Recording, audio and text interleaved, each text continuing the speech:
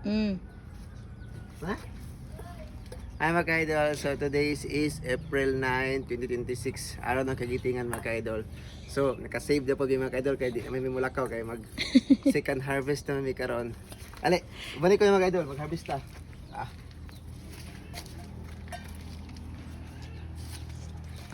Oh, okay na kaya mong harvest na yung isang okra mga ka-idol.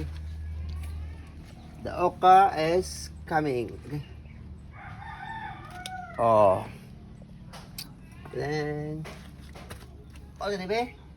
Mm. Agahit na ba? Sige lang good, kaya di na siya mo. Kini isa. Napalit ay. Lik. Mahirap pala magput. Here. Then, and the best part of the program, mga ka-idol, ang second harvest sa mong pipino. Tara, mga ka-idol.